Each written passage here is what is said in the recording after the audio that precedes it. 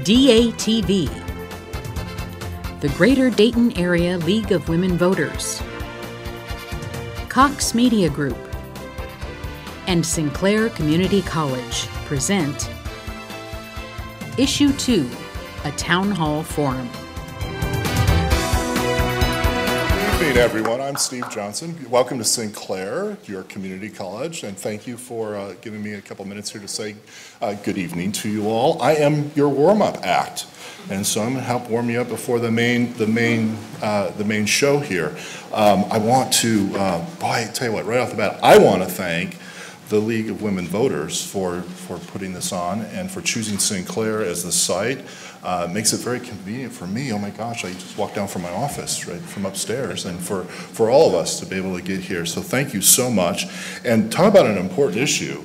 So healthcare is very, very important to us, and the expense of it and the efficacy of it. And so what a great, and if there's any issue out there right now that I hear on a daily basis, the question about, oh, what do you do? How should you vote? And I don't know. I'm not here to tell you that because I don't know. But you know, what a great forum to learn about the issues and both sides. So this is so fabulous. You know, the fact that you are all here is part and parcel of the fact that the Ponent Center here, the David H. Ponent Center, is a conference center that is open to the public, that hosts over 400 meetings and forums a year. And so that's a lot. It's a lot. And we're proud of the various issues that get discussed here. That's why I like the flyer that's out there. There's a flyer out there about civil discourse and the fact that, you know, discourse is really important, and skill development and perspective and character development, things that we do at college. And so it's just a perfect place for it. So I really appreciate you all being here. Sinclair, I got to say this about Sinclair. Sinclair is going into its 130th year. I don't know if you know this, but your college is the...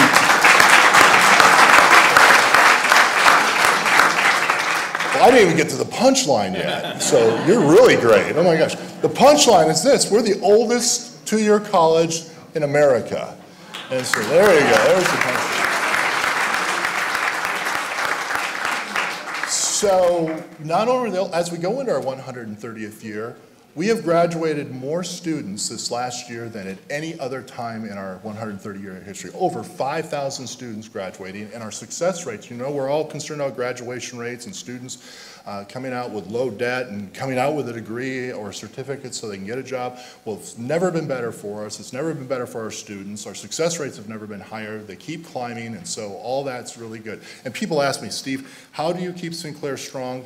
And since the mid-'60s, you know, Montgomery County voters have supported a levy for Sinclair. So, you know, we're talking about issue 2 here in this forum, but there is an issue 4 out there, and there's a table out there for issue 4, and that's not 2 plus 2.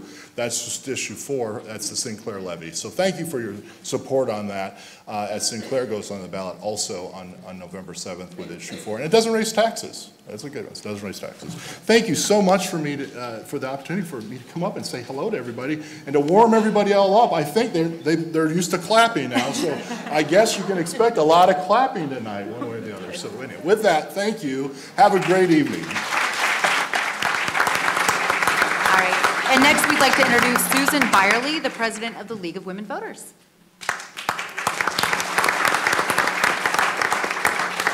Mine's going to be short and sweet and not nearly as interesting as yours was, but I'm Susan Byerly, the president of the League of Women Voters of the Dayton area. We've been serving the greater Dayton area for 97 years, so we're getting close on that, close to his 130.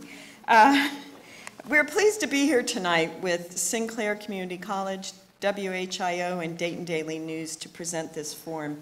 Issue 2 is a very important issue. There's a lot of confusion around it. We get a lot of calls in the league office about issues, and we've gotten more calls on this issue than any others in recent history.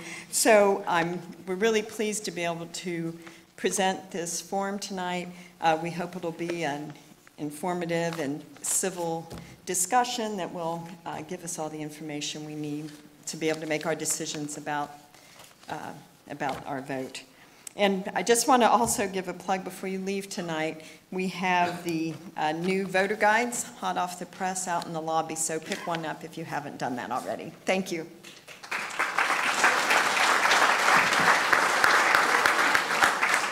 And finally, I'd like to introduce Jim Bevington, the editor of the Dayton Daily News.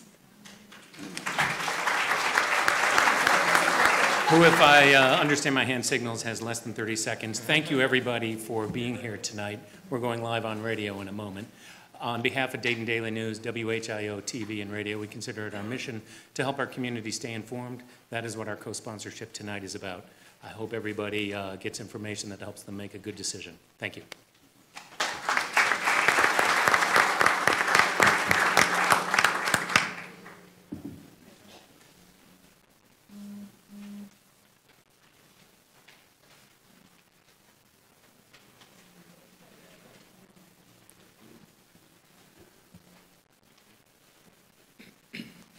Good evening. Welcome, everyone, once again. We are broadcasting live right now on WHIO Radio, which is AM 1290 and News 95.7 WHIO. I'd like to thank everyone for coming out this evening. This is a really important issue, and it means a lot to have a crowded room like this to know everyone is really interested in getting to the bottom of this, and because I think it's an issue that's about as clear as mud for most of us, so we're hoping to clarify some things this evening. Before we get down to business, though, I want to introduce the people that are on stage here and down on the floor. I'll begin with myself. I'm Brittany Otto. I'm the news director at WHIO Radio, and I also co-anchor Miami Valley's Morning News, so shameless plug, please tune in tomorrow morning at 5 a.m. and listen to us. I'm also joined tonight by my Cox Media Group Ohio colleagues. I have Katie Waddell here, a reporter for the Dayton Daily News, and a face you've probably seen many times, Mr. James Brown, who's an anchor for WHIO TV. The pair to my right are the yes on issue 2 people. We have former Ohio GOP Chairman Matt Borges and retired VA nurse Yvonne Currington.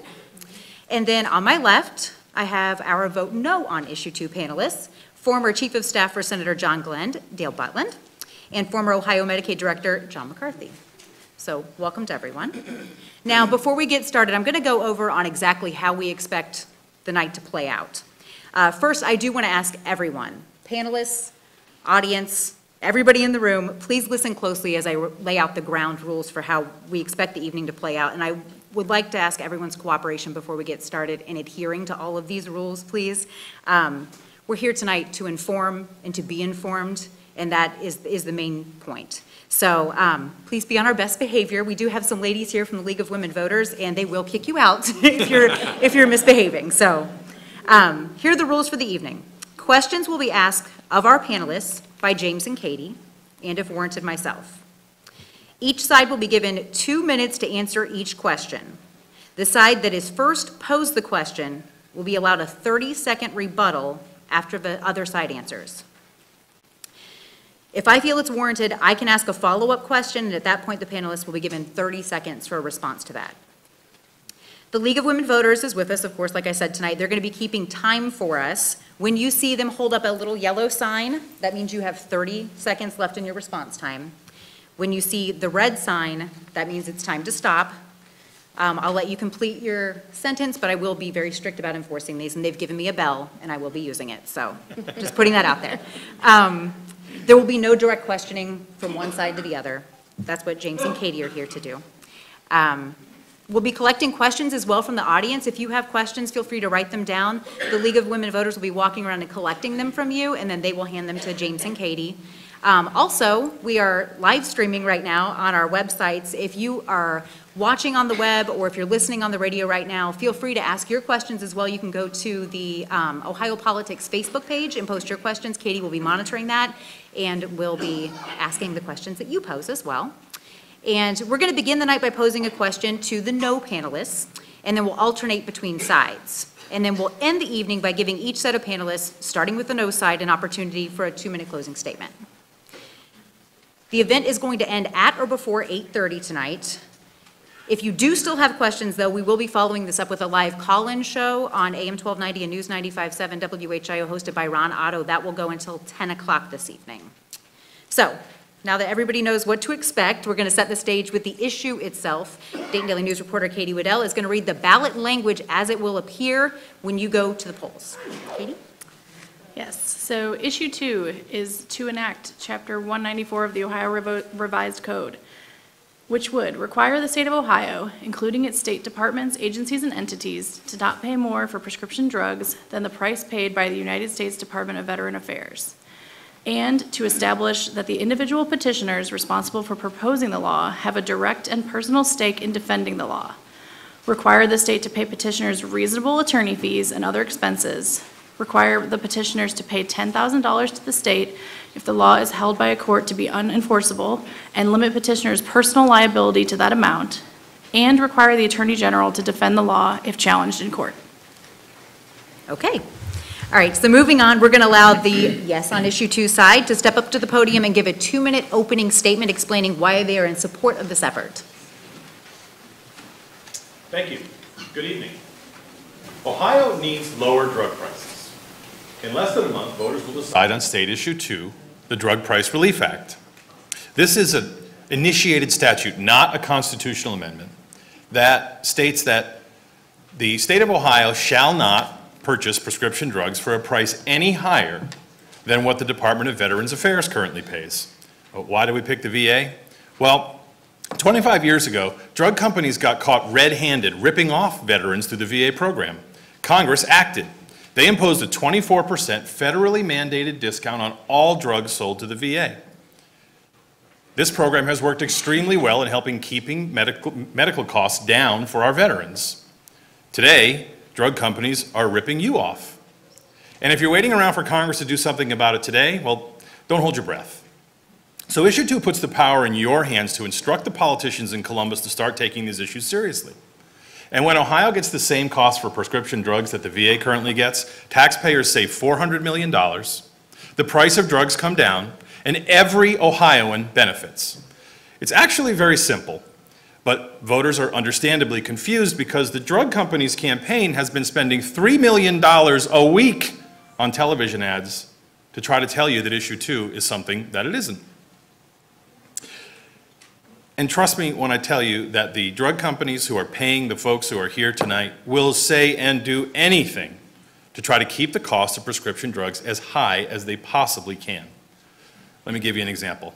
The cost of an EpiPen has soared to over $600.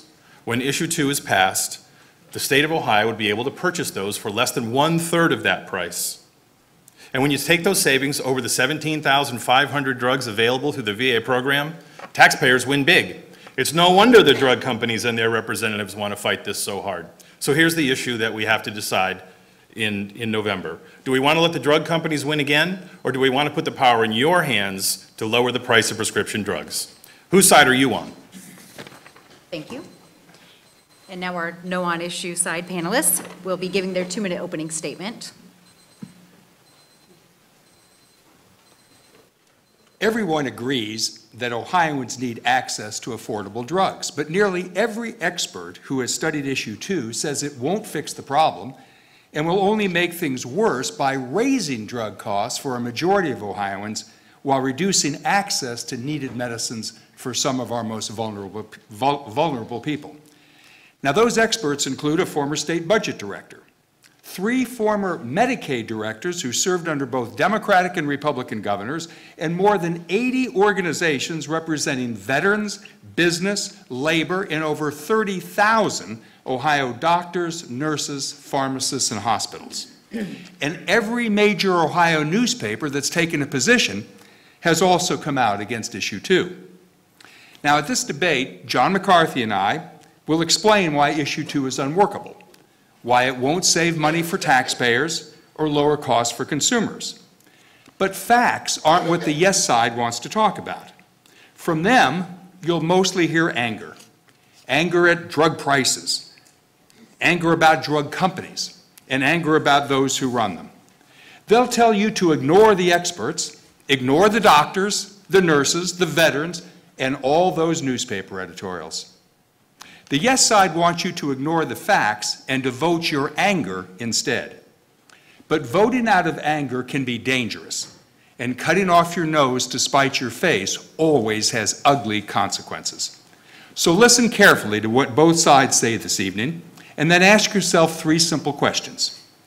Is Issue 2 more likely to lower or raise drug costs for you and your family? Would it likely increase or reduce your access to needed medicines? And is Issue 2 likely to save taxpayers money or cost you millions more than you're paying now? Yes, we all need access to affordable drugs, but issue 2 isn't the answer. It's a prescription for disaster. And I would like to remind everyone, again, this is being broadcast live on radio. It's also being recorded right now for later broadcast on television. This is a video and audio product of Cox Media Group Ohio and DATV. So now, James and Katie, if you would like to pose your first question to our no panelists. Thank you. Just real quick, the folks on the panel, if you please could speak up. Some people in the back of the room having a little difficulty hearing, so I ask you to keep that in mind as we move forward. Thank you.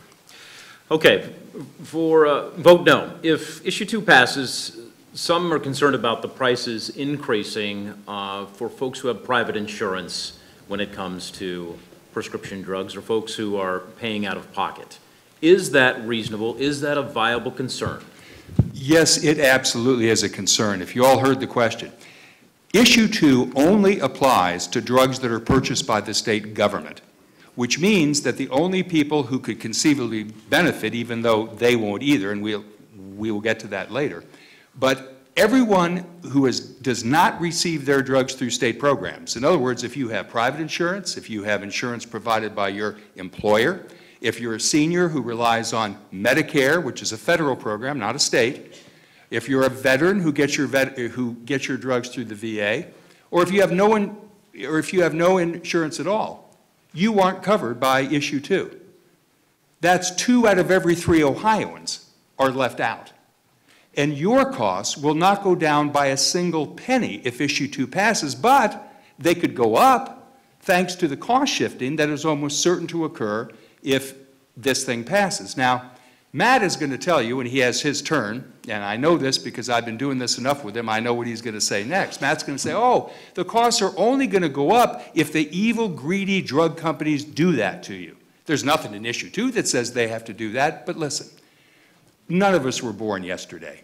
If you tell a company, whether that company makes automobiles, drugs, or television sets, that they have to sell their product to a certain segment of the population at a lower price, what happens to prices for everybody else who aren't covered under that edict? Cost shifting is a basic economic reality. There is no free lunch. Somebody always pays. And that's something Matt Borges used to understand when he was chairman of the Ohio Republican Party before someone started paying him not to understand it.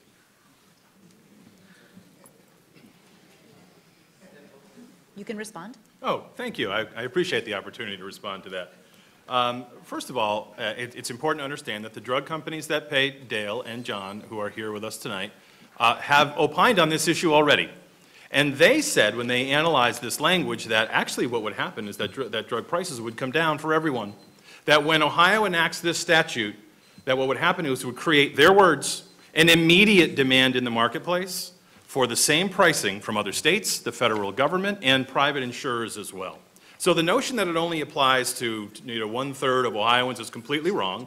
For one, all Ohioans are taxpayers, and when we save $400 million in taxes, that helps everyone. That means there's more money in the budget for schools, that means there's more money in the budget for tax relief, that means there's more money in the budget to fund other programs. And so if you don't want to take my word for it, that's fine. Take theirs. They're the ones who have already admitted that this is what happened. As far as cost shifting goes, understand, it is the drug companies who would be the ones who would be raising prices on everyone else if they had the chance to do that. Why would they need to do that if, in fact, issue 2 doesn't save anyone any money, which is what the other side has been claiming? And I just want to point out one more thing. When the Department of Veterans Affairs had this pricing structure imposed by Congress on the drug companies that were ripping them off 25 years ago, you know what cost shifting happened then? None.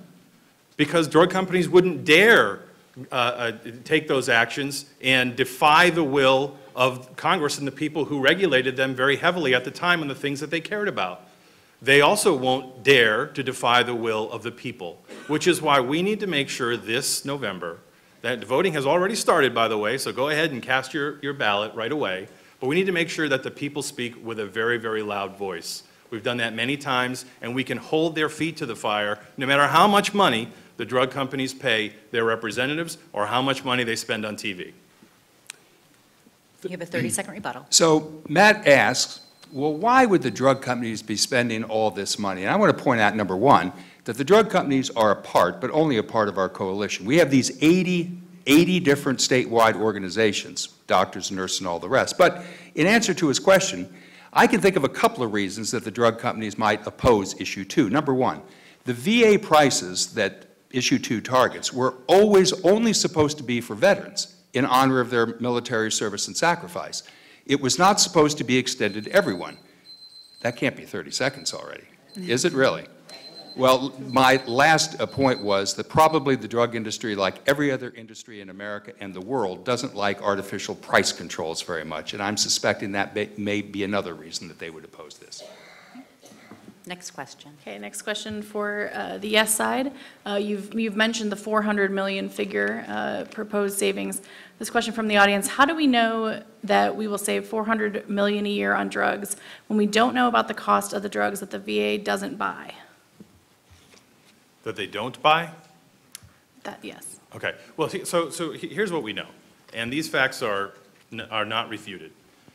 The state of Ohio pays more for prescription drugs on average than the Department of Veterans Affairs currently pays. That actually, if you look at the list price of a prescription drug, the state of Ohio pays about 52% of that list price, and the VA pays about 48%.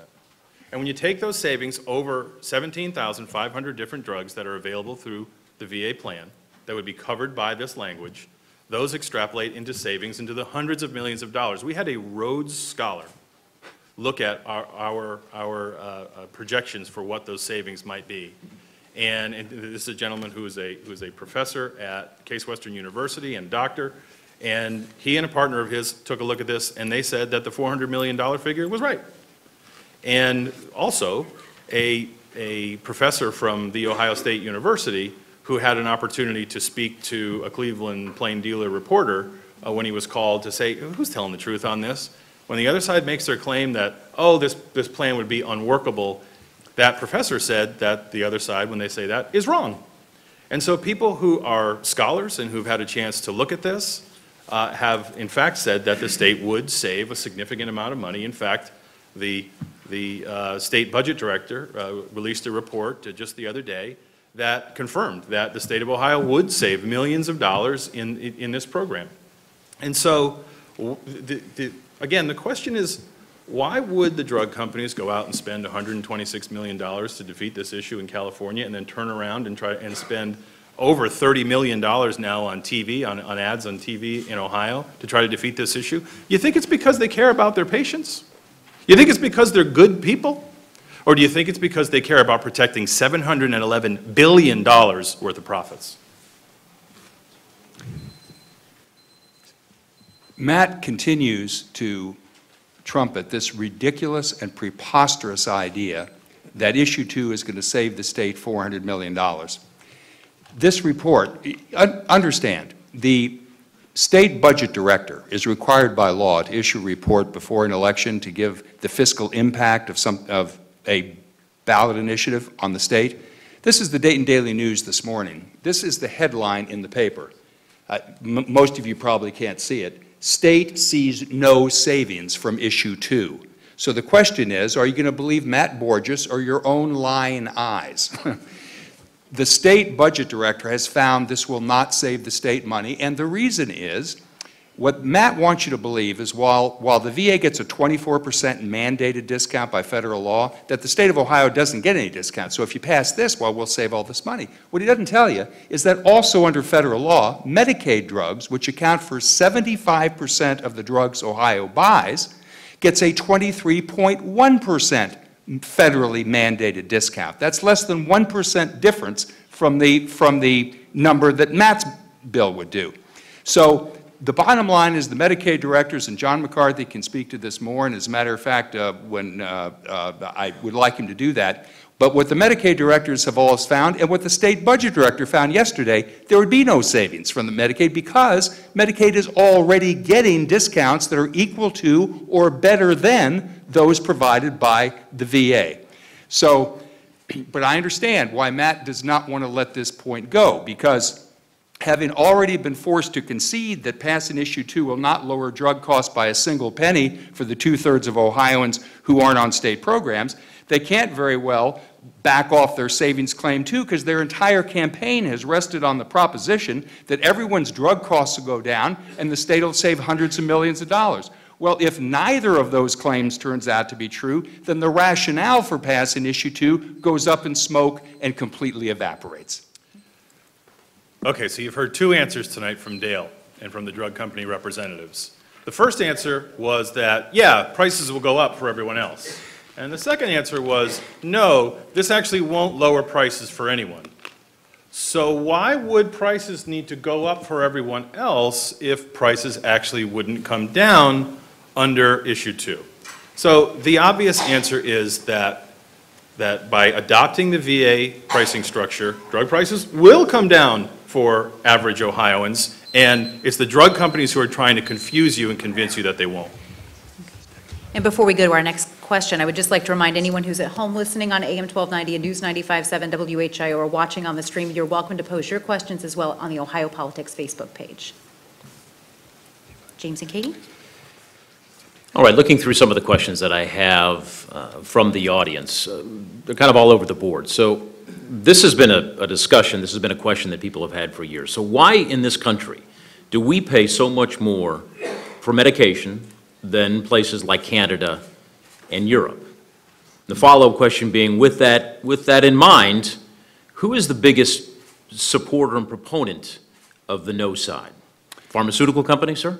Yeah. So I'm going to answer the first part of that question, but I know that John McCarthy has something he'd like to say too. So let me just say, with regard to who the biggest proponents are, as I said at the outset of my opening statement, there are 80 different organizations that are part of this coalition. 28 medical organizations representing not just the Ohio State Medical Association, the Nurses Association, the Ohio Hospital Association, the Children's Hospital Association, which includes the Dayton Children's Hospital. If hospitals thought they were going to save money from issue 2, don't you think they'd be for this? But they're not. They are opposed to it. But the reason that the pharmaceutical industry is paying the cost of this campaign is that as much as the doctors and nurses and veterans and other organizations in the coalition are opposed to issue 2, they don't have the money lying around, the millions of dollars lying around in their checkbook that this campaign is going to cost. I mean, Matt always talks about all the money that we're spending on our side. They're on track to spend $20 million of their own. And frankly, we have to do an education effort. We have to explain to people why something that sounds good on the surface really isn't a very good idea and is going to redound to the detriment of our state and its people. But I'd like to give John McCarthy a chance to talk. And to that point, one of the issues I think people don't get is the Medicaid program does not run pharmacies like the VA. The VA actually has pharmacies. When they're buying drugs, they are literally buying those drugs and putting it in their pharmacies and then dispensing it to people. Medicaid works as insurance, just like yours and mine insurance. And that scenario, what the Medicaid program does is pays pharmacies for those drugs. The law says that the state can only pay the lowest price. If the state can only pay the lowest price, that's what can be paid to pharmacies. My concern as Medicaid director when this came up last year was that I'm going to have pharmacies that will stop seeing people on the Medicaid program because of the fact that the reimbursement will be so low. If that is the case, then my concern was people won't be able to get their drugs, and then my costs overall are going to go up.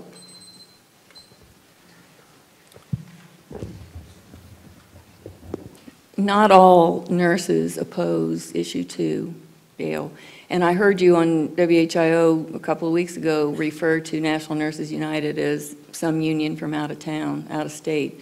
I want to tell you that we have 3 hospitals organized in this state, and we have a couple of thousand nurses altogether, counting our at-large members and our NNOC, National Nurses Organizing Committee group, and retired nurses who live and work right here in Ohio. We bargain for 23 different VAs across the country, including the Dayton and Cincinnati VAs. So we're for issue 2 because we know it's the right thing to do. I think it's criminal for drug companies to use veterans as pawns in this whole deal because they shouldn't be. You know, those of us who are for issue 2 don't stand to gain anything. But all the organizations that you like to talk about stand to gain from the pharmaceutical companies in one way or the other, except for the Ohio Nurses Association maybe, but they're good friends with the Ohio Hospital Association and follow along and do what they say. So we pay higher drug prices to answer that question in this country because our government won't allow us to negotiate. Only the VA is allowed to do that. Other countries negotiate their drug prices, and that's why they get lower drug prices than we do. So we're held hostage. There's a stranglehold on the people in this country by the pharmaceutical industry. And the only way to stop it, since our federal government's not going to do it, the drug companies paid $304 million last year for lobbying just at the federal level. The only way to do this, the state legislature is not going to do anything about it. They're all in getting money from the pharmaceutical industry somewhere or the other. So it's the people who have to rise up and stand up to make this happen. So let me, the point is, what the nurse just told you is that what we need is to be able to negotiate, and that we can't. But in Ohio, we do. That's exactly why this won't save money, because in addition to that mandatory 23.1% discount we get on the Medicaid drugs, then Medicaid directors like John McCarthy here negotiate additional voluntary rebates and discounts. That's why the price that we're paying, according to the state budget director yesterday, is equal to or better than the cost paid by the VA. Next question. The state discount isn't the full 23%. I'm sorry, there's. Oh, I'm sorry. I thought I No had rebuttal. a chance Nope. to go back. I'm sorry. I'm sorry. Apologize. I'm too eager. So John brought this up a moment ago. The Pharmacists Association is against this measure because they say it could hurt their businesses. They may not be able to serve Medicaid patients anymore. Can you address their concerns that Medicaid reimbursements would be lowered to pharmacies? Katie, you and I had a chance to talk about this when we were down the street a couple of weeks ago. And you brought up the fact that there are small pharmacies and privately owned pharmacies that are having trouble in this current environment. Well, that's the current environment that we're in. That has nothing to do with issue 2. And so what we have here is a situation where the current pricing structure really only works well for one group of people, and that's the drug companies. That's why John and Dale didn't want to answer the question about why other countries spend so much less than the United States does. For example, there's a drug that's available now that can actually cure, it's a cure for hepatitis C. In the United States, to get that prescription drug, it cost $80,000. If you lived in Egypt, it cost $800. So not only do the drug companies hold us hostage and force us to pay more than you could possibly ever imagine, they have completely rigged the system. And in that system, Katie, that's where you're having the challenges with pharmacies and reimbursements and whatnot. No one is here tonight suggesting that when issue 2 passes, that reform stops and it's all said and it's all done. As a matter of fact, we'd have an opportunity then to go to the legislature and do a whole lot more that we've been talking about for years with mail order prescriptions, with prescriptive authority, with a lot of other issues that we might be able, that have been on the back burner forever. What the drug companies want to see happen is they want issue 2 to fail.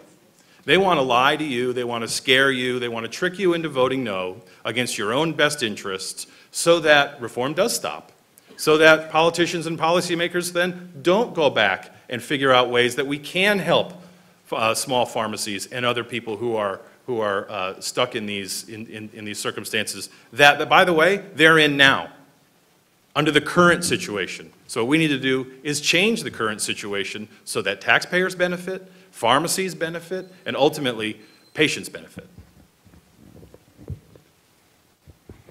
So issue 2 does not impact any of the things that Matt just talked about when it comes to changing the system and how it works today. Matt also talked about a Case Western professor in his ivory tower saying, oh, this can be done. I was a Medicaid director for the state of Ohio for 6 years, and I was Medicaid director for the District of Columbia for 2 years, and I've been working in Medicaid for over 22 years.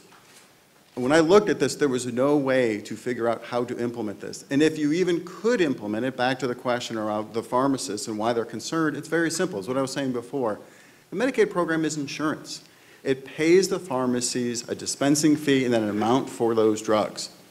Issue 2 does not force drug companies to sell those drugs to those pharmacists at the VA price, the lowest VA price, that is. What it says is the state can't pay any more than that amount. So as a Medicaid director, I would be handcuffed. I'd be handcuffed saying, all I can pay you, pharmacist, is this amount. It's the lowest price that the VA can get. That's what I can pay you. They then are purchasing those drugs. Those drugs are on their shelves. They already purchased them. They can't get that price. It is not possible for them to get that price. That's where the issue comes up and why they're concerned. They were concerned about the cuts that would happen to them and their ability to serve people on the Medicaid program. But again, go back to what the drug companies themselves actually said in their trade publication, pharmaexec.com, when they were talking to each other about what the actual impact would be. They said that adopting this price structure would create an immediate demand in the marketplace for prices to come down for the federal government, for other states, and for private entities as well, meaning major purchasers of prescription drugs like big pharmacies. And what they know that does, because what they say it does, is it lowers prices for everyone. And so when those prices come down, everybody benefits. All right, if issue 2 passes, what can the state of Ohio do to prevent drug companies from raising drug prices for those covered by private insurance? Nothing. That's the simple answer. And one of the things that you see when you talk to the experts who have looked at issue 2 is that it is simplistic. It, as John McCarthy told you a moment ago, it has no relationship, bears no relationship to the way drugs are purchased in this state in the real world. Cost shifting we've already talked about before. Remember, the only thing a ballot initiative can do is limit what the state pays for a product. It doesn't require the seller to sell the product to the state at that price. So what happens when a drug company says, no, we will not sell you this or that drug at that price? The state of Ohio would be prohibited from buying it because they could only pay the lowest price paid by the VA, unless the state could figure out a way to reduce its net cost down to the target price. Well, how could they do that? Well, one thing they could do is raise copays for people who are beneficiaries of state drug programs, except for Medicare, because that's Medicaid, because that's controlled by law. But for everybody else, it's not. So they could raise copays. Maybe they could restrict pharmacy networks. That would cut their costs. Or maybe they could drop coverage for certain drugs altogether. But all of those things would have a bad impact on the consumer, on the people using it, the very people who issue 2 is designed to help. Look, I've been involved in politics and government now for 27 years. And by the way, I wanted to point out, I saw Governor Bob Taft here tonight. And Governor, it's great to see you. Thank you for being with us, and thank you for continuing to care about these issues. But I've been involved in these issues for a long, long time. I started helping a guy named George Voinovich run for governor back in 1990. I've seen a lot of campaigns. I have never in my life heard a campaign as bizarre as this one, where the campaign, I guess, their message is, we're so horrible that you have to vote for us. Well, here's what we'll do to hurt you if you don't. We're going to raise prices on everyone else. Dale just said it. Dale just admitted it. His drug company clients will raise prices on everyone else if you don't vote for us. So here's what we have to do as voters. We have to hold policymakers, hold the politicians' feet to the fire. Why didn't they do that to the veterans? Because Congress, when they actually took a bold act in 1992 and imposed this policy, and it wasn't out of respect for the service of veterans, Dale, as you well know. It was because they got caught red-handed ripping off veterans in the first place. And so why didn't the drug companies turn around and just do whatever they raise everyone else's prices? Because Congress controls a lot of other things that those drug companies care about very much, like their patent laws, and a lot of other things that help them make $711 billion worth of profits. I have never in my life heard a campaign come out and say, this is how awful we'll treat you if you say no to us. And that is what the other side's message is to you. Those campaign ads that you see that say that drug prices would go up for 2/3 of Ohioans, those aren't campaign ads, folks. Those are hostage videos. That's them saying, vote for us or here's what we will do to punish you. And it's up to you and me to have the courage to stand in the gap and say, we're not going to let you do that. And we're going to speak loudly in November. And then we're going to speak even more loudly when the politicians have to enforce these rules. And when they do that, we start to get control and our prices finally come down. So you know who disagrees with Matt? The Veterans Administration disagrees with Matt, and so does the Government Accountability Office. Both organizations have recommended many times that the VA pricing not be extended outward. As a matter of fact, when Michael Weinstein, who's the controversial California healthcare CEO who is funding their campaign and who runs a nonprofit foundation, by the way, that makes 80% of its money selling prescription drugs, when he had this on the ballot last year in California, the VA said if this passed in a state like California or the state of Ohio, the VA's cost, drug costs, could go up by nearly $4 billion. All right, and a reminder, if you are listening to us tonight on AM 1290 and News 95.7 WHIO, you are listening to a town hall event on issue 2. Okay. Have other states passed similar initiatives, and what savings have they realized? Ohio has a chance to be a leader this year. We would be the first state that would take this particular step. And again, we know that we would save taxpayers $400 million. And in fact, it is the drug companies who have said that it would be a pricing disaster for the entire U.S. drug industry if a state like Ohio took this step. Now, in other states, other strategies have been tried. I mentioned in my opening remarks, if you're waiting, there should be. One thing, there are very few things Dale and I agree on these days, it seems like, even though we end up in the same venues as each other almost every night. But one thing we agree on, there should be a national solution to this problem. And if you think that the Congress is prepared to take on these issues and bring a solution that's going to help you out, see me after the forum. I've got a bridge in Brooklyn I'd like to tell you, I'd like to sell you. So what happens is it's up to the states to take the power into their hands and do what we need to do to get control of these issues. And it's been tried. There have been transparency laws that have been tried in states like Nevada, in states like Maryland, in states like Louisiana. And guess what those drug companies do? They want to complain about the fact that there's been a handful of lawsuits filed here and there. Drug companies have sued governments thousands of times to try to keep the will of the voters and the will of the policymakers from becoming law and being implemented and benefiting people like you and me. That's what they do. They rig the system completely against folks like you and I. And we cannot allow them to do that anymore. So I like the fact that we've come to Ohio, the ultimate bellwether state, and we have the opportunity to set the tone and the opportunity to show the way for the rest of the country. That's what Ohioans do. That's what we've always done. Heck, we're in the birthplace of aviation and innovation for the country and the world right here in Dayton, Ohio. And so let's have Ohio be that leader, and let's be the ones that actually break the stranglehold that the drug companies have had on this country for far, far too long. Brittany, let me ask one follow-up question. Why did it not pass in California, sir? I wasn't involved in the campaign in California, but I can tell you this. Drug companies spent $126 million to defeat this issue in California. $126 million. And there's no way that anyone could possibly believe that they did that because they're good people who care about public policy and care about their patients. What they care about is the $711 billion of profits that they made. And so the idea that there's all these folks that are part of their coalition, make no mistake, the No campaign is 100% funded by drug companies. So let's make sure that everybody understands the answer to the question. The answer to the question is no other state has passed this. This went down last year in the state of California after starting off with about an 80% approval rating. By election day, it went down by 6 points in what is arguably the most progressive state in the country. Now, Matt will tell you, oh, it only went down because the greedy, evil drug companies spent all this money. But what he didn't tell you is that every single major daily newspaper in the state of California, including the Los Angeles Times and the San Francisco Chronicle, all editorialized against issue 2 because they knew it would be wrong for the state of California. Where did we start with that question? What was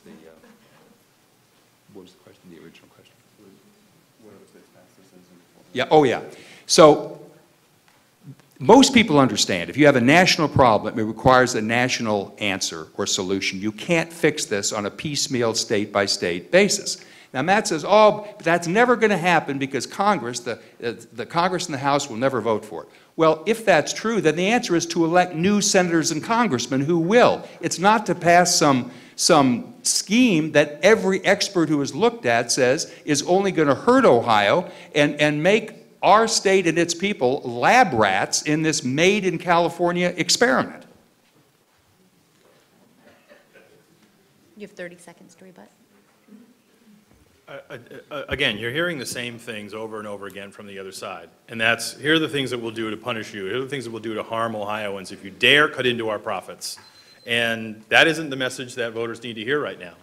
The message isn't, well, we'll just wait and find out what Congress is willing to do about it later.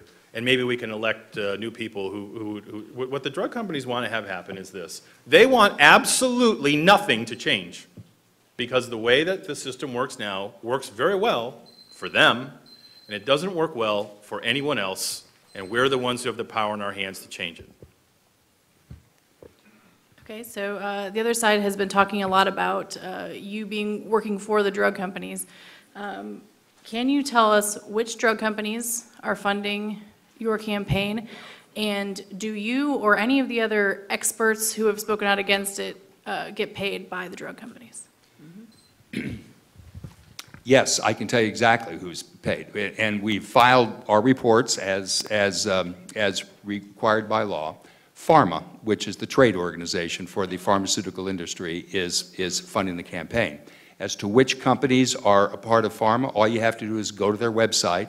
Every company is prominently listed. Pharma has said that no companies other than the ones that are members of Pharma have contributed money. That would include Mylan and David Shkreli and the rest of those folks that are not a member of Pharma and have nothing to do with funding this campaign. As to whether people have been paid, not a single person who's appeared in our television ads, for example, no doctor, no nurse, nobody has gotten a dime to do that. Experts like John here, who have been asked to do analyses of the bill, yes, they have been paid for their time. Matt keeps saying that everyone's always paid. Well, you know, Matt, you must be doing really well if you're doing this for free. I'm going to guess that you're getting paid too. But yes, so we are getting paid for our time, and this is a job. But I got to tell you this, I've never taken a job in my life, including this one, where I didn't believe in the cause. I've been involved in the fight for affordable prescription drugs for most of my adult life. And back in 2003, the battle that the AFL-CIO waged, that I was involved in, led to the creation of Ohio's Best RX discount card program. For those of you old enough to have a golden Buckeye card, you turn it over on the back and you'll see Ohio's Best RX program. That's still bringing help to thousands of Ohioans in terms of getting their drugs, unlike Issue 2, which isn't going to help anybody. And I will also say the other difference between what I was involved in before and Issue 2 is that in my effort, we didn't leave 2/3 of Ohioans out, and we didn't ask taxpayers to pay millions of dollars in legal fees to some Californian and his lawyers. Mr. Butlin, about 15 years ago, you said pharma and the big drug companies will do anything to try to preserve what they regard as their right to gouge consumers and to stall meaningful relief for average people. This particular ploy is put forward in an attempt to give the impression that they're concerned with affordable prescription drugs, but in fact, they are not. Just recently, Big Pharma president of Purdue Pharmaceuticals, I don't know his name, but he's thrown his hat into the ring and pledged his money from his company to help your side.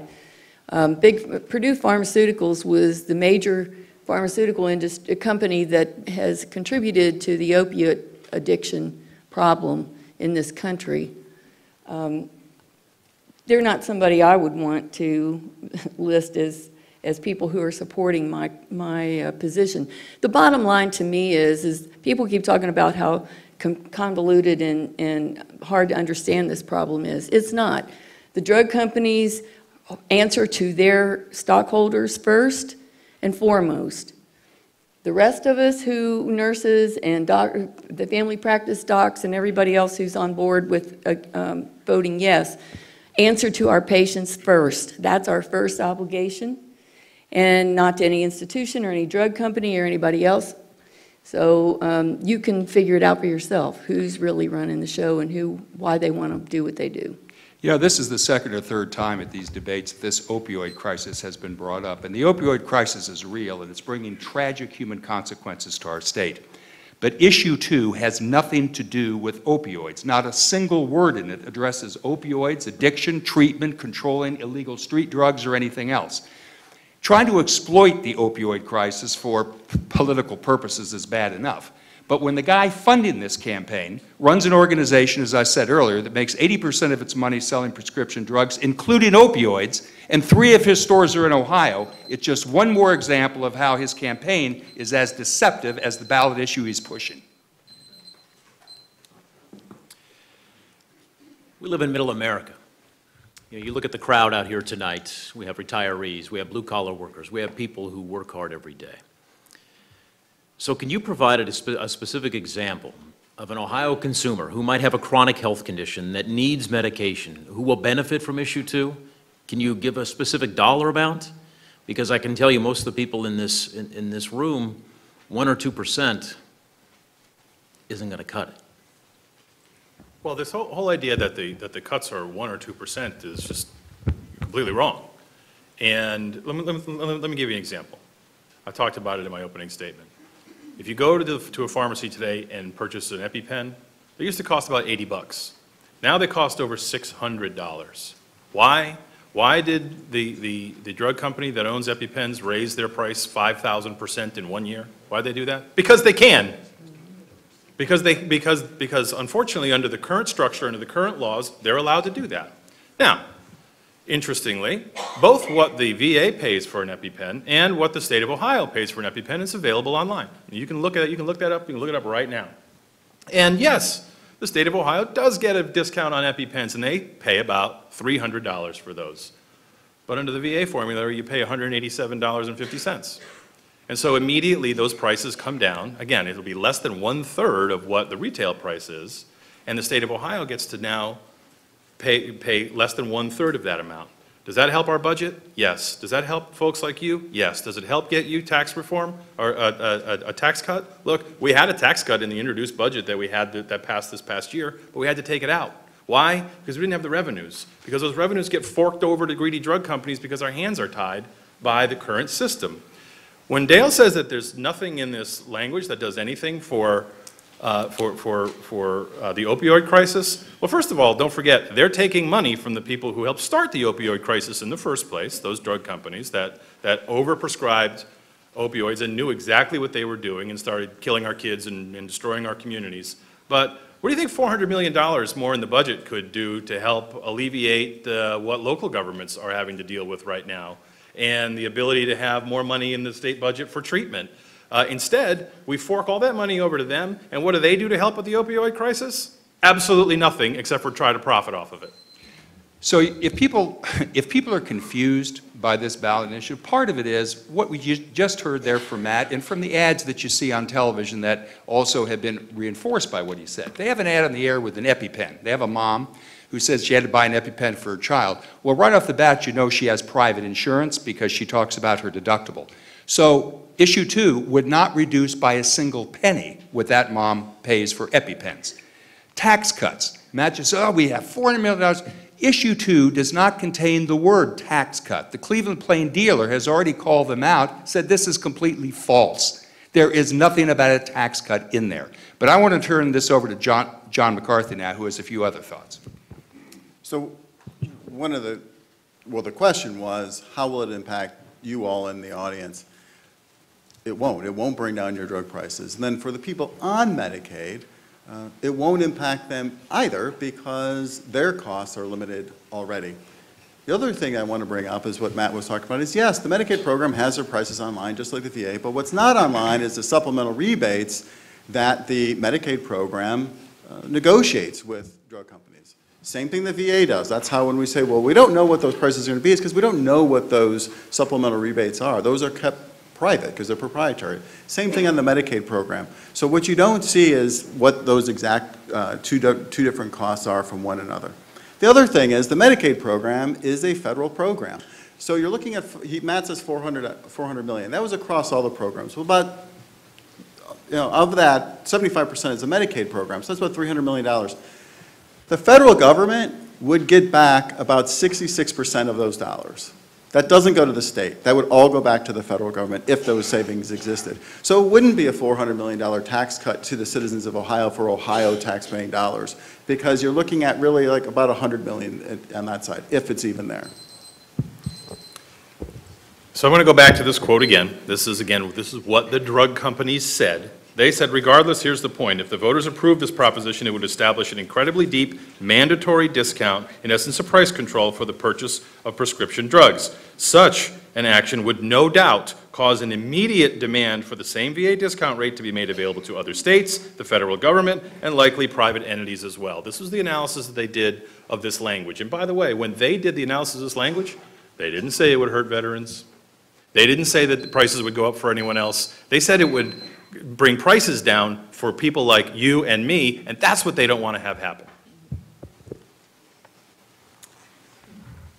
So a question from the audience. How long has the VA's price reduction been in effect, and what effect has it had on the price of drugs for everyone else who's not covered by the VA, if any? The law that is in question was passed by Congress in 1992. John, do you have something you'd like to add to? So it was passed in 1992. It was put into effect, and the VA started getting the lower prices on that side. So then the impact, what you saw from that was pretty simplistic. VA got those prices. They were able to then go out and negotiate even more prices off of there. On the Medicaid program, what was the impact? It's hard to know what the impact was on our side. What we do know is on the Medicaid program was Congress went in and mandated discounts on the Medicaid side too, of the 23.1% that Dale talked about. The other thing, just so you know, on the Medicaid program that's part of the federal law, is that a drug company can't raise its prices once the drug is in place more than the consumer price index for the Medicaid program. Right. So there are limiting factors already on the federal side for the Medicaid program of how much drug prices can go up. Yeah, that's an important point to raise, is that there are all kinds of fails of assurances in current law to make sure that the threats that the drug companies are making, that they'll raise prices on everyone else, they can't happen. They can't raise those prices above the rate of inflation. So thank you, John, for pointing that out. It's important to understand that this was put in place in 1992 when we had a Republican president and a Democratic Congress. And back then they used to do stuff. And they passed this law to protect veterans and to protect consumers, and it's worked extraordinarily well. So this whole notion that, oh, it can't be implemented in Ohio. We couldn't possibly do it. It can't be done. It's unworkable. Well, it's working right now, and it's worked very well for the last 25 years. And we're the only ones who are going to be able to make it happen. So that's why it's time to put the power into the people's hands and actually go out and instruct the politicians in Columbus that, hey, we want you to start taking these issues seriously. There was a poll out recently. It was a poll, I'm trying to remember what the outfit that did it, but it was a national poll, and they asked American citizens what the #1 issue they thought facing Americans was today. And there were a lot of different answers to that. You could pick North Korea, you could pick all kinds, you could pick the Affordable Care Act, you could pick, you name it. You know what the #1 answer was? Drug prices. That's what Americans care about. How much action have you seen from Congress or from Columbus in terms of helping you get relief on drug prices? Really not very much. And so it's up to us to speak loudly. It's up to us to instruct the policymakers that it's time to start taking these kinds of issues seriously and actually listen to the will of the people. The people are frustrated, and nobody understands that better than the former chairman of the Ohio Republican Party, who just went through one of the wildest election seasons we've ever seen in 2016. And here we are now, not a lot's been done, so it's up to us a year later to go back to the polls and say it's time to start getting these issues taken care of. One of the things I said when I started tonight in the opening statement is I was saying that you're going to hear a lot of anger from the other side about the drug companies and the prices and so forth. And they're going to be urging you to vote that anger is what they want you to do. I can't sit here and tell you that I have the answer for what the high cost of drugs are. I personally believe it's part of a much broader issue we have in this country with regard to health care generally.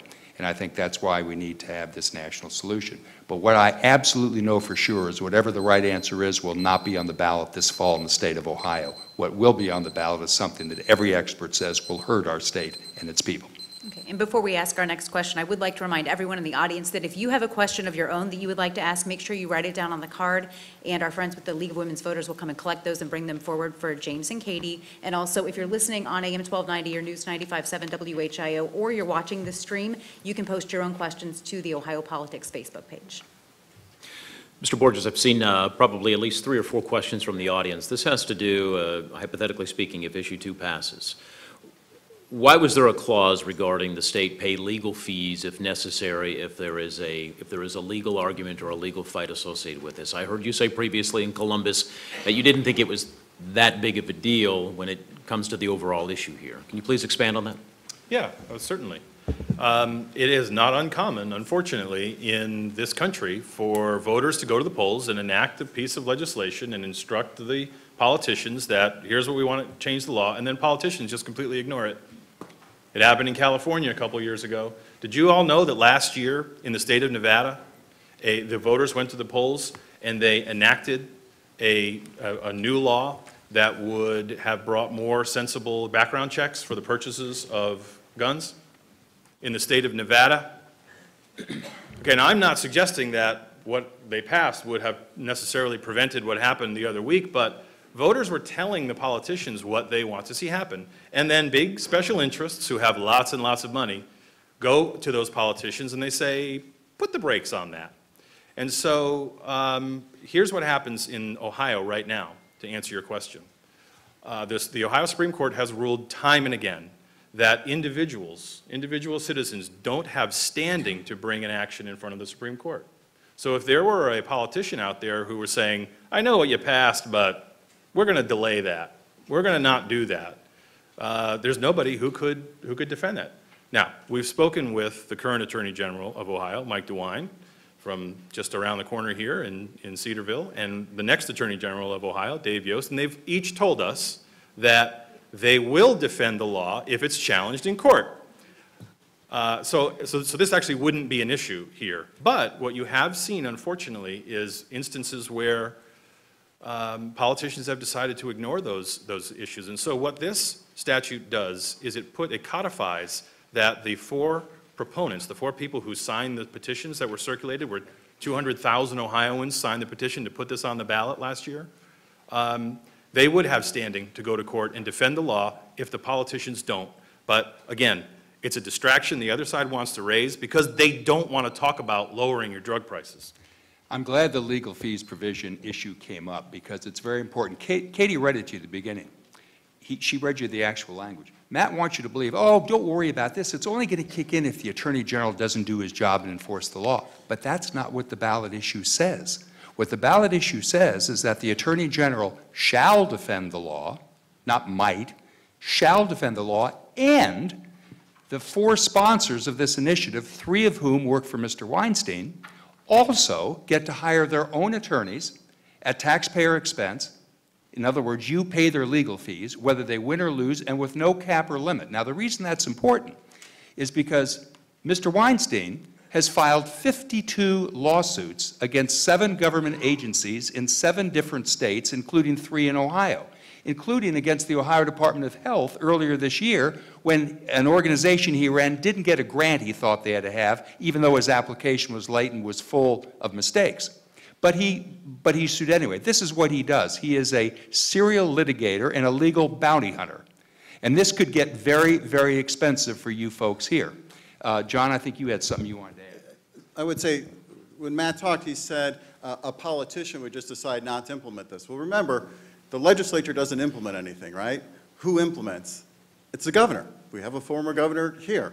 So what Matt is saying is Governor Kasich could basically say to you, yeah, we're not going to do that. We're not going to implement that. I worked for Governor Kasich for 6 years. He is not that. He was very very adamant about us doing things the right way, running the program, following the law. So I agree that we would, as a Medicaid director, that would be done. The issue I was always concerned about was, what about those things that aren't clear? So for instance, Matt brings up the VA covers 17,000 drugs. Well, Medicaid pays for 44,000 drugs. So what about one of those drugs that's not covered? What would be done there? My concern was that would lead to a lawsuit if I didn't pick the right way that they wanted it to be done. 30-second rebuttal. Yeah, thank you. Well, first of all, there's no, I've never suggested that, sorry? I've never suggested that Governor Kasich wouldn't, in fact, Governor Kasich is one of the biggest critics of drug companies that's out there. He was at that forum with Dr. Toby Cosgrove of the Cleveland Clinic where Dr. Cosgrove called drug companies unethical, where he said that they've been raising the cost of drugs by 10% a year, where the Cleveland Clinic's own spend has gone up by 19% in 1 year alone. And by the way, the Medicaid department's spend has gone up about 19% as well, according to that forum that we were able to see online. All right, James and Katie? Okay, we have a bit of a repeat question, but the audience felt that this was not adequately answered. So we're going to pose it again. Why are drug prices higher in this country than in other countries? We've mentioned several examples tonight. Why is that? I'm not sure that I know the answer to that, but what I know is Issue 2 will not resolve that issue. Issue 2 would not lower drug prices to match those of other countries, right? To do that, you need a federal law.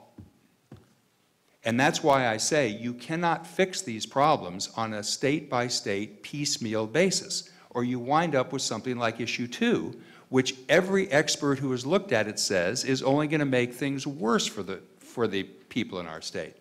And again, I say to you, if the Cleveland Clinic, Matt was talking about, if the Cleveland Clinic or hospitals of any kind thought that Issue 2 would lower their drug costs, don't you think they'd be for it?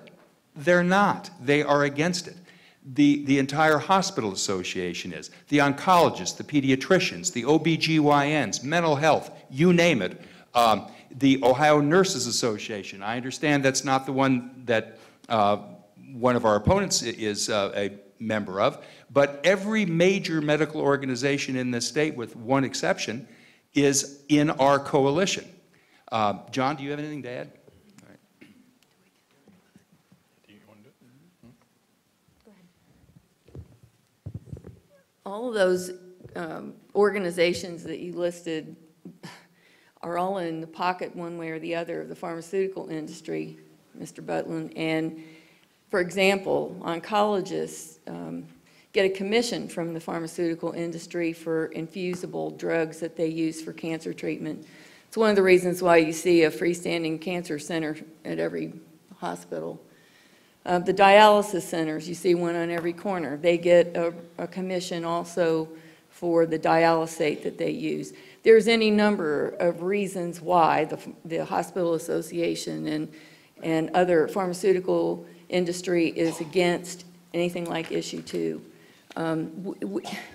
The state of Ohio has to start somewhere to put a stop to this horrible price gouging. We don't have the prices in this country that they have in other countries because other countries can negotiate with the pharmaceutical industries. They're the same ones that we use in this country.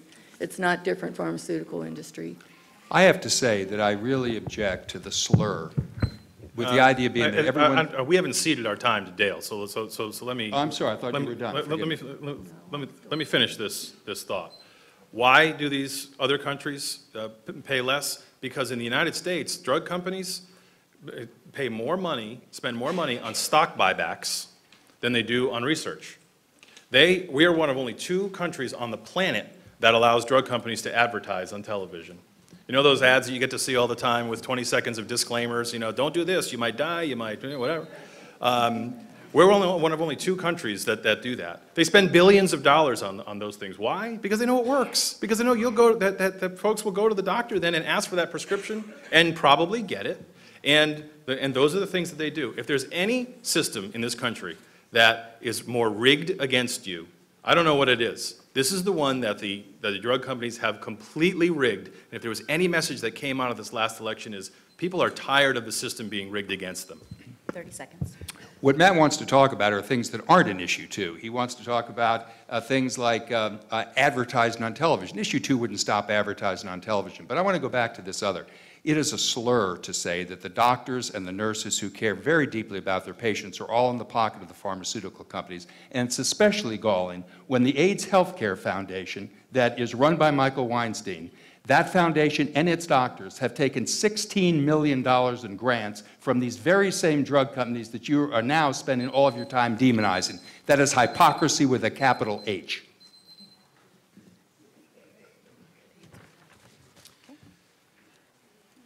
So as I've tried to wrap my arms around this issue,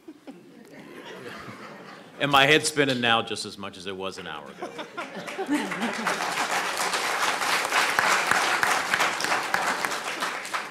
Be that as it may, comma, we talk about who is against and who is for, the organizations. And we talk about which medical entities are for issue two and against issue two. The Ohio Farm Bureau said this: drug costs are expensive, and Ohio Farm Bureau supports reform and specifically cost containment for Medicaid, but this ballot measure is poorly worded and nearly impossible to implement. That was from the director of the state policy agency, Tom Seegers. Please respond to that, if you could, Mr. Burgess. This is from, again, the Ohio Farm Bureau, of all entities. I understand. What you're talking about are lobbying groups. All these groups that have been mentioned tonight, they're lobbying groups. That's what they are. And so I think, you know, there's a state representative, a conservative state representative, former state representative from just up the street here, or just up the road here in Sydney, Ohio, named John Adams, who's joined our coalition. And he made a comment to me the other day that I thought was very interesting. He said, anytime the entire Columbus cabal, every one of the lobbying organizations is for something, it's probably not good for you. And that's what we have going on here. Dale wants to talk about all the lobbying organizations that are supporting his plan. And I don't think that's what voters want to hear. I don't think voters want to hear. We aren't talking about those kinds of issues. We aren't talking about a lot of politicians have come out and been for us, but that's not what voters want to know. They want to know what are you doing to help bring the cost of prescription drugs down in Ohio? And issue two, if you vote yes, will bring the cost of prescription drugs down in Ohio. One of the organizations that is for us, and we're very proud of that, apart from Nurses United, who Dale has slandered again and again, are the family physicians. This is 5,000 family physicians in Ohio. These are the people who stand face to face with their patients every day and have to try to get them the care that they need. And the number one reason that they are frustrated about not being able to get that care for those patients is because insurance companies keep denying claims for things that they need. Why? Because the cost is too high. And so these guys, the other side, they don't want to talk about why things cost more in other countries. They don't want to talk, they want to make this issue about absolutely anything but bringing the cost of your prescription drugs down. That's what they don't want to talk about. So they'll talk about CEOs, they'll talk about lawsuits, they'll talk about ballot language, they'll talk about, but what they don't want to talk about is what issue two is all about. It's why you have to vote yes if you want your drug prices to come down. Well, I certainly, if I did, I'm sorry. I certainly would never disrespect Nurses United. It is, after all, a lobbying group, I guess, right, Matt? But in any event, let me say that. Well, no, we're not asking questions back and forth, please. So let me say that, you know, to be honest, I don't think most voters, including probably most of the people in this room, really care about this back and forth sniping between the consultants, right? I think what you want to know is, how will this impact me and my family? And what I can tell you is that every expert who has looked at this, with the exception of 2 law school professors who they paid $9,000 to do this study that came up with this $400 million, and that nobody believes but them, including the state budget director who just exploded that myth yesterday. Every other expert who has looked at this says it will not work. it will make things worse. It will raise your costs, and it will reduce access to needed medicines. I understand that the other side always wants to tell you, to rile you up and say, we've got to send a message to those greedy drug companies. But can we all at least agree that if the experts are right, and issue 2 would raise your costs and reduce your access, then voting yes would be a very counterproductive and very expensive message to send. Just to be clear, National Nurses United is the largest organization for direct care bedside nurses in the country. We have over 185,000 members. So, and we're not a lobby group. We are registered nurses who want the best for our patients, whether that's at Standing Rock Indian Reservation, doing medical care for the people out in the cold, or whether it's in Puerto Rico, like we have nurses right now that we've sent, and in Houston. Thank you. Okay. We fight for what's right. I'm sorry, maybe your time's up. Okay, I'm sorry. It's okay. This question was directed to John. I know you don't currently work for Governor Kasich, but what is Governor Kasich's stance on this issue, if you know? So I don't know Governor Kasich's stance on this issue because I do not work for Governor Kasich now. I mean, have there been any politicians that have, well, this will go to both sides, endorsements from folks who are in our current administration? I can tell you that from the no side's perspective, we have not sought endorsements from any politicians from either party, nor have we sought endorsements from the political parties themselves. When you're in a ballot campaign, you'd like to try to get votes from both Democrats and Republicans and independents as well. And the problem with going after endorsements is that if you, for example, the other side touts the Bernie Sanders endorsement on their side, and that's fine, Bernie certainly has his supporters. Full disclosure, I actually voted for Bernie Sanders in the primary last year. But on this one, I happen to think he's wrong.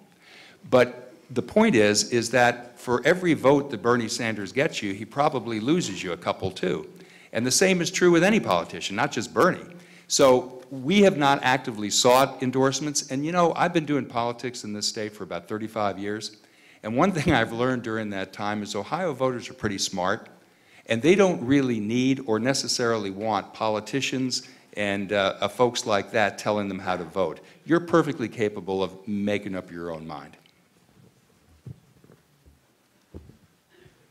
Yeah, we have had several elected officials approach us and agree to endorse our campaign, and that includes the mayor of Cincinnati and even the mayor's opponent. Whoever the next mayor of Cincinnati is, both of those candidates have endorsed our campaign. So has the mayor of Toledo. So has city council members from around the state, including Columbus and other places. I begrudgingly agree with Dale on this one. I don't think that was a focus of either one of our campaigns to go out and try to get a bunch of politicians on board, because I agree. I don't think that's what voters are going to go to the polls and decide how they're going to cast their vote. Well, gee, I wonder what my county treasurer thinks about this, or something along. Nothing against your county treasurer or whoever that might be. But Katie, let's face it, did you ever think you'd see a day where I'd be working on the same campaign as Bernie Sanders? I mean, come on, it's like dogs and cats living together. And the reason that I point that out is because I don't think that, look, we have Republicans and Democrats who are for this issue. We have Republicans and Democrats who are certainly against this issue, and I understand that. I don't think I used to refer to us as having a bipartisan team. I don't think this is a bipartisan team. I think it's a nonpartisan issue. And so to me, it doesn't really matter. And a lot of times what comes along with someone when you have a public figure, a public official, or a candidate, politician, is their partisanship. And we're not really looking to attach this to any particular partisanship. I came to this fight because I'm the father of a special needs child. And I've seen firsthand the struggle that families have to go through to get access to care for their beautiful little babies. And it's a system that's completely broken, one that needs to be fixed. Reform starts now. Reform starts here when you take the power into your own hands and instruct the politicians what you want them to do. Yeah, just to get back to the original question that was asked, I'm a lot more familiar with what's going on the Democratic side of things because I'm a Democrat. And what I can tell you is that the Ohio Democratic Party, our senior Democratic office holder, Sherrod Brown, and all 4 of our announced Democratic candidates for governor, including Mayor Whaley, here in Dayton, are neutral on this. They have not taken a position. I'm not quite sure what's going on over there on the other side. Maybe Matt can speak to that better than I can. But Montgomery County is neutral in this, the Montgomery County Democratic Party, as of Hamilton, Franklin, many others. And before we pose, this will be the final question. We have about 15 minutes left, and we do have closing statements. So if you're listening at home on AM 1290 and News 95.7 WHIO, or you're watching the web stream, any final question may have to be asked on our call-in show later. All right, how apropos is this? Why weren't all citizens of Ohio included in issue 2? All citizens of Ohio are included in issue 2. So I think it's important for everyone to understand that it's the state of Ohio that's the major purchaser of prescription drugs. They spend about $3 billion a year on buying prescription drugs, and they're held hostage to the prices that the drug companies demand. And so when we have money in our budget that we could spend on a lot of different things, schools, local governments, a tax cut, all kinds of different things, their hands are tied. The legislature's hands are tied. They have no choice but to fork those dollars over to the big greedy drug companies. And so when we have $400 million more dollars in our budget, there's all kinds of things that can happen. You can see things that you instruct your state legislators. Niraj Jantani, who's here tonight, for example, could hear from you and hear about how you'd like to see maybe more money go to schools or more money go to tax relief, the kinds of things I know Niraj fights for this community and all across Ohio.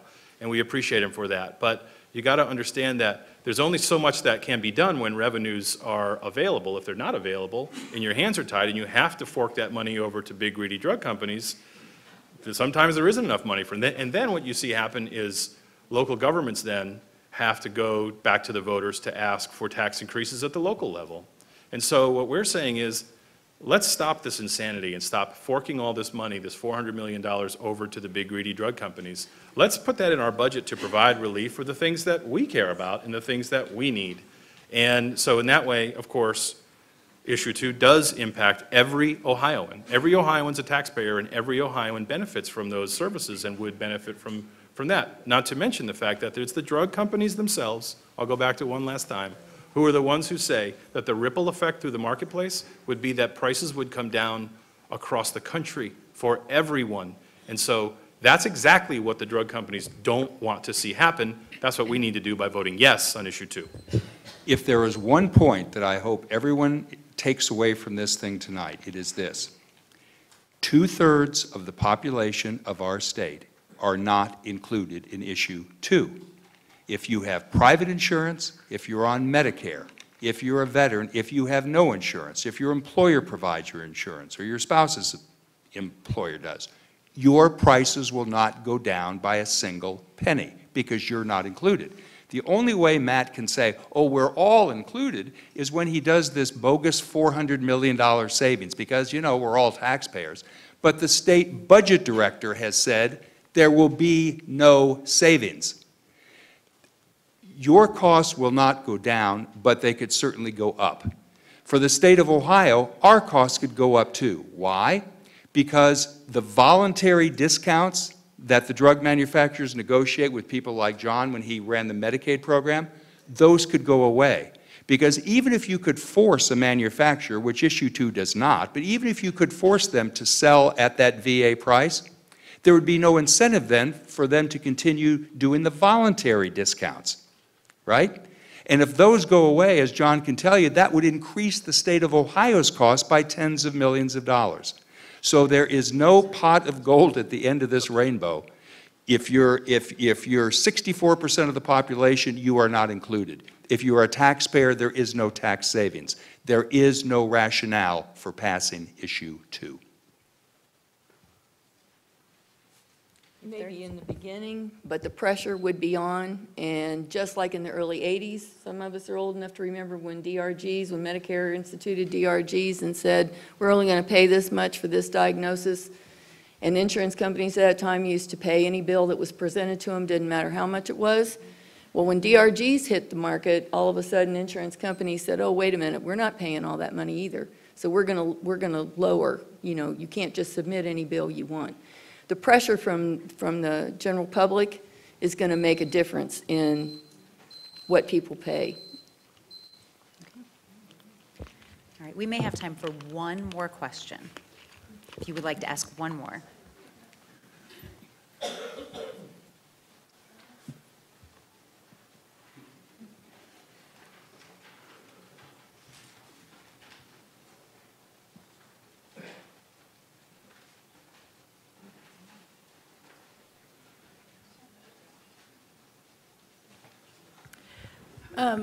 So you have said repeatedly tonight, and the budget director's report says, that the Medicaid program is already paying the same or lower prices.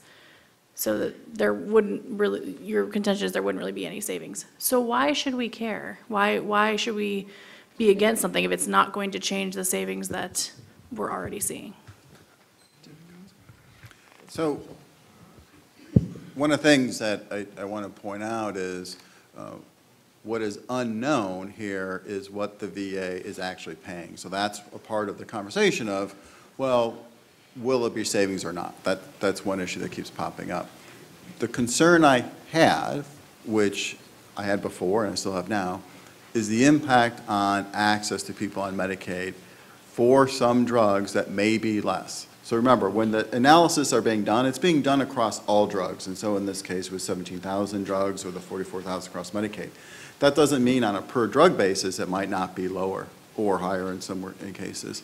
The concern I had is when those forced prices were put on the pharmacists, they're the ones who would feel that pain. They're the ones who would feel that cut. Because again, the state isn't buying those drugs from the pharmaceutical company. They're buying them from pharmacies. When those pharmacies can't get paid, and if they're underpaid, and you brought this up earlier, that pharmacies are already saying that Medicaid reimbursement was too low and they're looking to get out of the program, well, this would just exacerbate that problem. And then causing people, the most vulnerable, to not be able to get the drugs that they need, especially like in rural counties where you don't have a CVS or a Walmart or a Target or some place to go to. You only have those small independent pharmacists. I met with a whole bunch of them. Just so you know, about half of the pharmacies in the Medicaid program are not big chain pharmacies. They're smaller ones. And the concern was, what would happen to those? How would they fall out of the program? And then people wouldn't be able to get the drugs that they needed.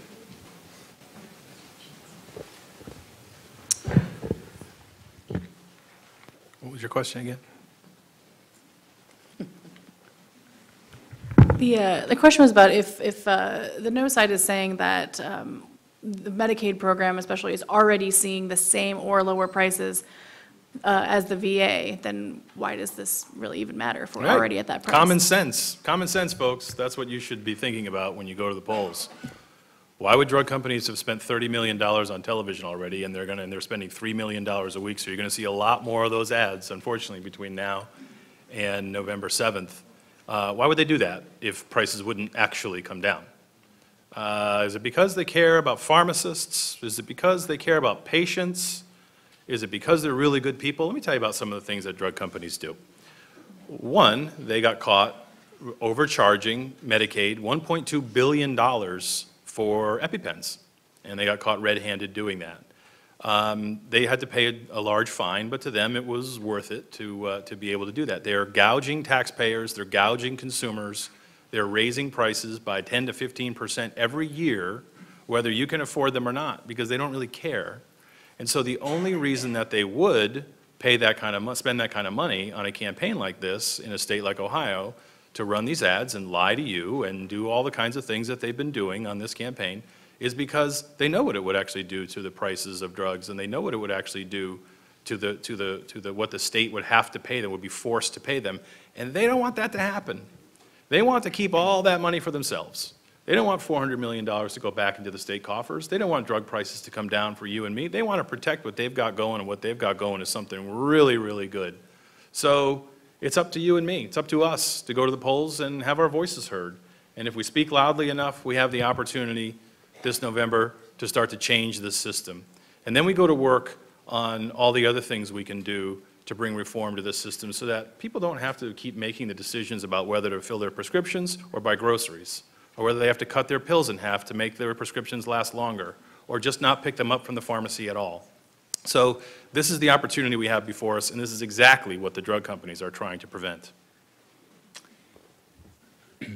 When you go into the polling booth a week or two from now, or maybe even sooner than that if you're going to early vote, you might want to ask yourself a question.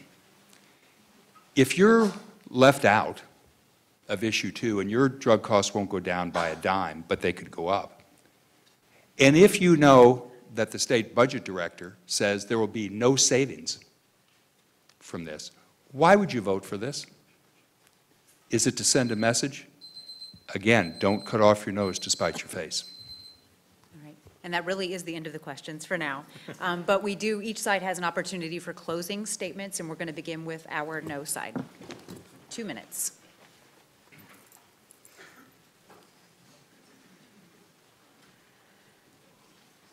Well, even after this debate, I'm sure many of you are probably still confused.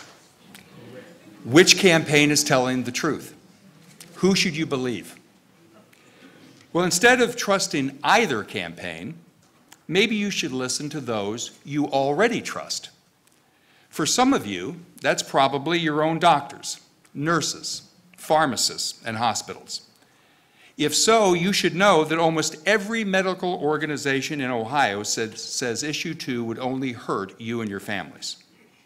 Now, others of you may look to policy experts for advice, like former state budget and Medicaid directors who have actually bought the drugs and run the programs that issue 2 would so greatly affect. And everyone who has actually been in charge of these programs under the last 4 Ohio governors says issue 2 is a bad idea that won't work. Or maybe you rely on newspapers to ferret out the truth. If that's you, please know that every major Ohio newspaper that's taken a position is recommending a no vote. So whether you trust policy experts, medical professionals, or your local newspaper, what they all have in common is their opposition to issue 2. So maybe the real question is, who's more likely to have your best interest at heart? Ohioans who you know and trust, or a California CEO who wants you to pay his attorney fees? Please think carefully before you vote. There is a lot at stake. Thank you.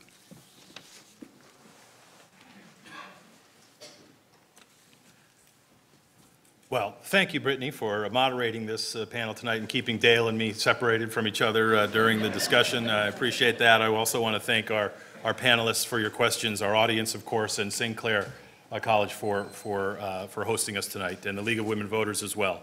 I appreciate your interest in this issue and for being here to learn more about issue 2. And what you've seen tonight are 2 campaigns that have 2 very different agendas. One campaign is fighting for all Ohioans to try to save $400 million in taxpayer money and bring down the price of drugs for everyone in Ohio. The other side is 100% paid for by the drug companies. And their goal is to keep the cost of prescription drugs as high as they possibly can. And they'll say absolutely anything to do it. But what did Don Elder, a World War II Tuskegee Airman from Columbus, Ohio, have to say? He said the difference between voting yes and voting no on issue 2 is the difference between doing what's right in voting yes and what's wrong in voting no. And when an Ohio State University professor was contacted by the Cleveland Plain Dealer and asked if the other side was telling the truth when they say this program can't be implemented, he said, well, their position is just wrong. That's why the family physicians who, like I said, stand in front of their patients every day, have endorsed our campaign and are with us. They're the ones who have to make sure they get access to the people who actually need that care. By passing issue 2, we'll bring down the price of prescription drugs for all Ohioans. And if you're waiting for the opportunity, if you've been waiting for the opportunity to stand up to the big drug companies, ladies and gentlemen, this is it. Let me tell you a little bit what happens if you vote no. Nothing changes. Everything stays exactly the way it is. In Dale's opening remarks, if you can actually remember back that long ago, he asked if you're angry. Well, are you? Do you think that the status quo is perfectly fine? If you do, then I guess vote no. If you want to bring change to Ohio and save taxpayers money, we ask you to vote yes. Voting started yesterday. So remember, if you want lower drug prices in Ohio, you have to vote yes on issue 2. And it's the big greedy drug companies that want you to vote no. All right, before we all leave this evening, I would like to thank all of you for coming out, and I would like you to join me in thanking the panelists for sitting up here this evening.